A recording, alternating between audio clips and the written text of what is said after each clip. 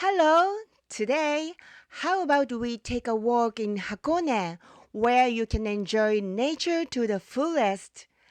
Hakone is easily accessible from major cities like Tokyo and Yokohama, and many tourists come here to enjoy the beautiful scenery and hot springs that are both created by the region's volcanic activity. First, let's go to Lake Ashi, which is an essential part of Hakone sightseeing.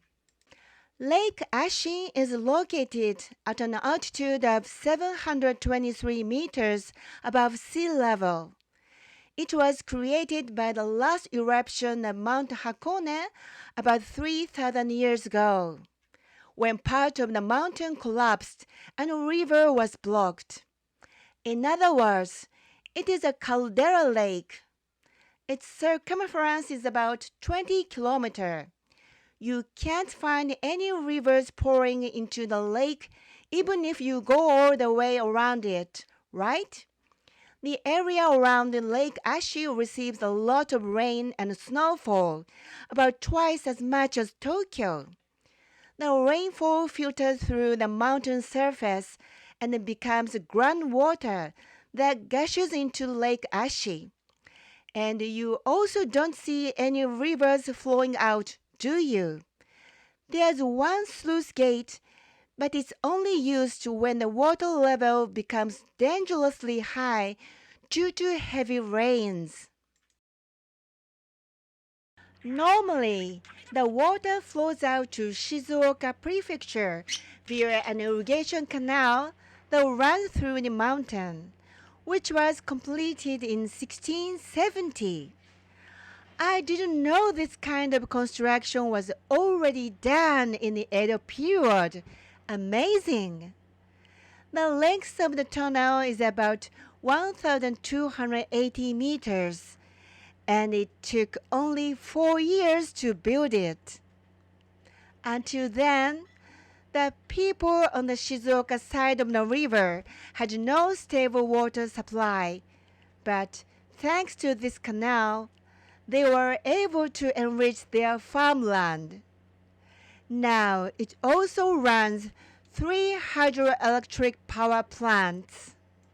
The lake is located at an altitude of 723 meters above sea level, in a cold place where it snows in winter.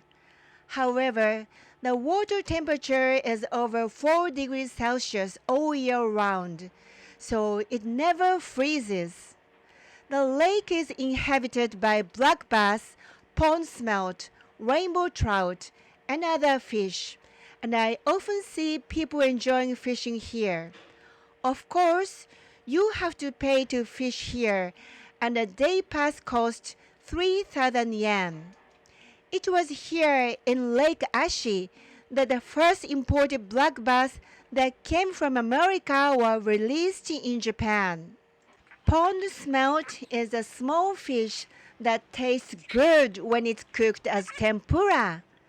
The fishing season starts on October 1st, and the first fish is prayed for at the Hakone Shrine and presented to the Imperial Household Agency. Pond smelt from Lake Ashi is a very important fish. You can eat at restaurants nearby, so please look for it. On Lake Ashi, you can enjoy the nature of Hakone from a sightseeing boat. Since Hakone gets a lot of rain and snow, it's often cloudy. But when the weather is nice, you can see Mount Fuji behind Lake Ashi. It's a magnificent view. There are 2 types of cruise ship. One has the shape of a pirate ship, and the other has the shape of a catamaran.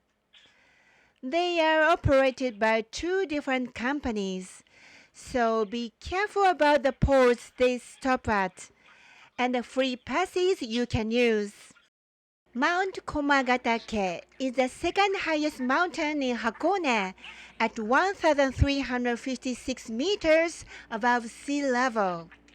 If you get off the catamaran at Hakone, it's a short walk to the ropeway station. On a fine day, you can see the majestic Mount Fuji from the ropeway and from the top of the mountain, which is a sight to behold. If you want to see Mount Fuji from Hakone, this is a place to go. Hakone, where you get off the sightseeing boat, has a Hakone Aquarium, which is the aquarium that is located at the highest elevation in Japan, and a restaurant. A red torii gate seems to be floating on Lake Ashi. It is called the Torii of Peace and was erected in 1952 to commemorate the entry into the force of the San Francisco Peace Treaty, a treaty that officially ended the war and restored the sovereignty of Japanese people. The inscription on the plaque reads, "Peace." If you want to learn a bit more about Japanese history, you should get off the catamaran at the Hakone Seksho Atoll and visit the Hakone Seksho checkpoint. In fact, Hakone was an important place in the history of Japan. In the Edo period, 5 main routes were built to connect Edo, the political center of Japan, with the rest of the country. One of these routes is the Tokaido route, which connects Edo and Kyoto through Hakone. Today, a part of this road still remains in Hakone. Just outside Hakone Seksho, there's a row of cedar trees from those days, where the feelings of the travelers of those days still seem to linger. Today, there are still about 400 cedar trees here, which are over 350 years old. In those days, these trees protected travelers from the strong sunshine in summer and the cold wind in winter. In the mountains, there is still about 11 kilometers of steep, stone-paved mountain road from those days. During the Edo period, there were 53 checkpoints or seksho throughout the country to keep an eye on passersby. At that time, Japanese people were required to carry these tsuko tegata, or identification cards, when traveling around the country that they were required to present at each seksho. In 1619, a seksho was set up in Hakone to monitor the entry of guns into Edo and the departure of women from Edo. During the Edo period, daimyo or local feudal lords had to travel between Edo and their own territories every other year to show their willingness to follow the shogun. This system was called Sankin Kotai. They had to bring a certain number of people decided by the shogunate with them, which of course cost a lot of money, right? It is said that this was done to reduce the wealth of the daimyo. Some of the most powerful daimyo had to bring more than 1,000 people with them. When they arrived in Edo, they had to live there for a year, and when they returned to their land, they had to leave their wives and children in Edo as hostages. That's why there were strict checks on women leaving Edo at the seksho. Passes for women could only be issued by special officials at Edo Castle, and they contained detailed information about the identity of the woman traveling, the purpose of the trip, the destination, as well as her hairstyle and facial and limb features. At the sex show, a female official would check the details. Women coming from Kyoto were not checked, but women coming from Edo were strictly checked. So, when a woman arrived at this checkpoint, it took a long time to check her, causing a huge traffic jam at the barrier.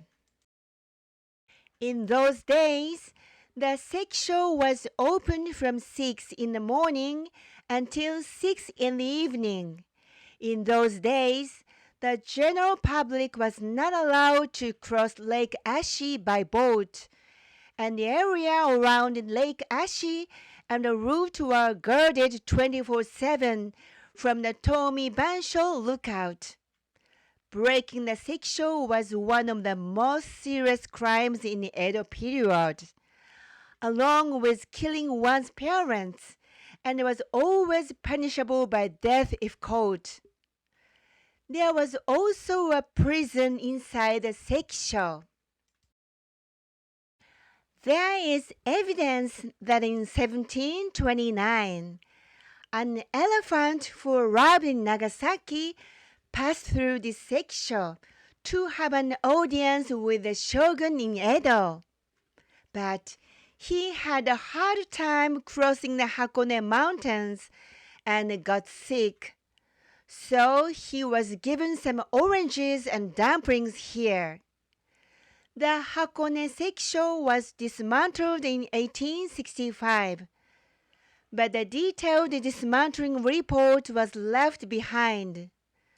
So it was faithfully restored in 2007 based on that report. After enjoying the nature from Lake Ashi and learning about history at the Hakone sex show, I'll be waiting for you in Owakudani, another interesting natural sightseeing spot in Hakone.